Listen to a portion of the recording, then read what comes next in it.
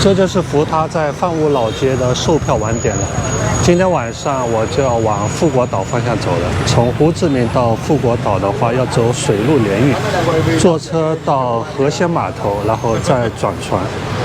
我是9点半的车，售票员让我8点半到售票处这里等着，他有小车拉到车站，还有半个小时，先坐一会儿。上面还有乘车人的名字和日期，这是座位号。我买的是下铺的，车票非常便宜，我记得好像是50-60块钱吧。我前天买的，我也忘了具体多少钱了。8点半，福他的接送小车来了 ，Thank you。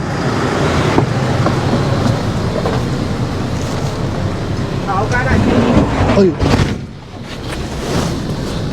现在坐这个小海狮去车站。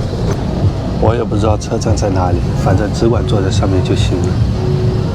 今天是圣诞夜，胡志明的道路都瘫痪了，圣诞的气氛特别浓烈。他往这个方向开，我估计是去西部客运站，就是我那天从岘港过来下车的那个车站。这个车站蛮远的，大概从范屋老街过去10公里左右吧。果然，他走的路线就是西部客运站方向，跟我的导航完全吻合。快到了，这里算是胡志明的市郊了。长途车站很少有在市中心的。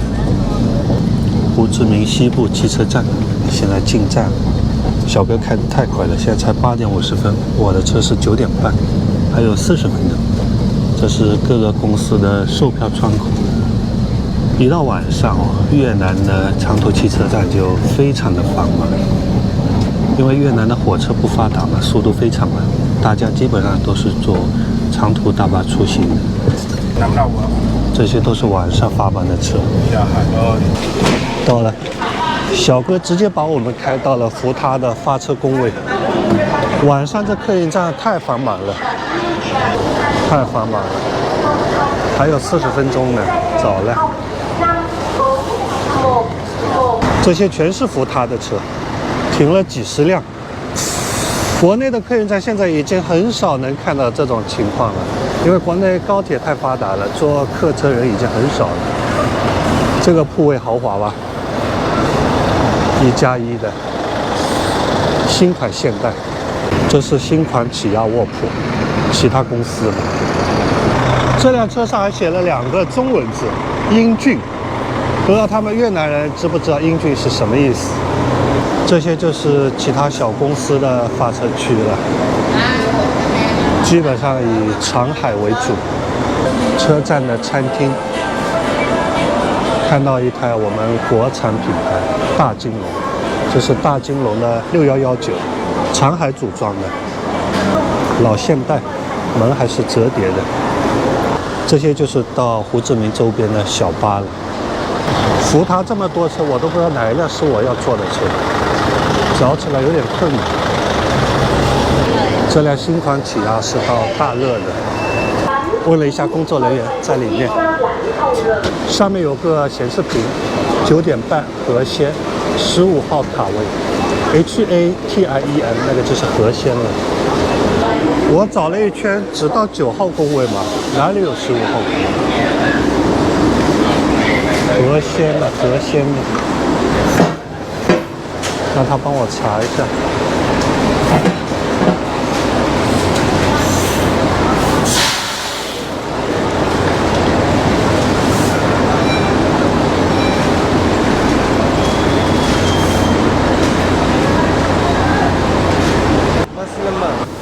他给我写了个车牌号，409.35，可能是时间还太早了，车还没上来。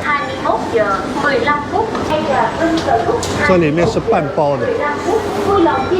这是福他西部汽车站的售票处以及休息区，它有一个独立的休息区。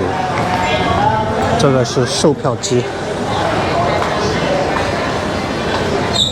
车站里也放了一个圣诞树。今天晚上是圣诞夜，没想到我在车上过。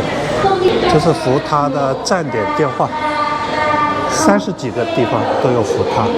福他是越南最大的一家客运公司，但是相对来说南部的站点会比较多一点。福他还承担一些零单的货物运输，还可以用摩托车，看到了吗？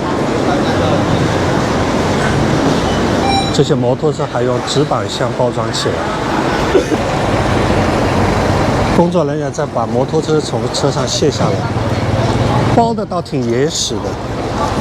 这是车站的快餐店，我再去找一下我要坐的车，还有15分钟就发车了，应该上来了。409.35，车上来了，这辆就是我去和仙的车了 ，HATIE， 没错。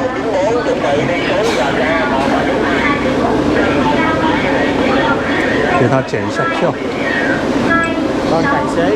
司机给我包还贴个标签，这是和仙公司的。套鞋子上车。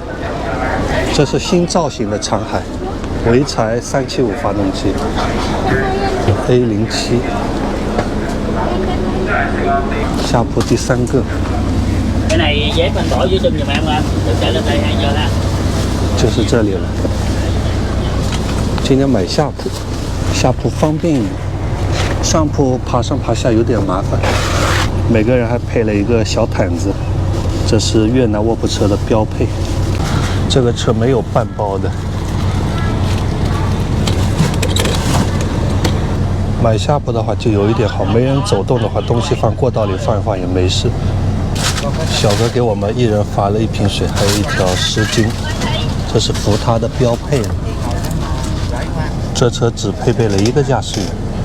9点35分我们出发了，从胡志明到和仙距离不远，大概300多公里。我刚问了一下乘务员小哥，大概明天早上5点钟左右到和仙。我准备明天坐早上的头班车去富国岛。这里正好被广告贴住了，好模糊啊，外面啥都看不出。福他的每辆车基本都贴了广告。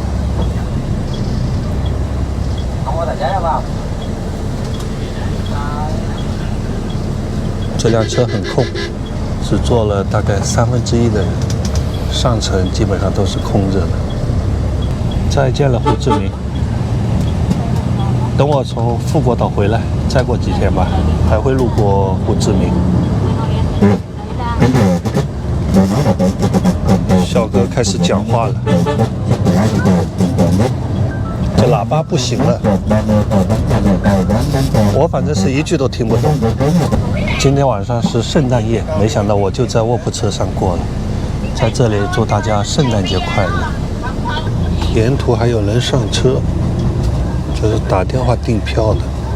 现在进入国道了，车开得很慢，基本上就开个50-60码，因为越南这边国道路况不是特别好。我倒希望它开得越慢越好，因为开得慢的话，明天到得晚嘛，我可以多睡一会儿。就是这个灯有点晃眼，好颠，路况不太行。说实话，越南的卧铺车比我们以前国内的那些卧铺车要干净很多。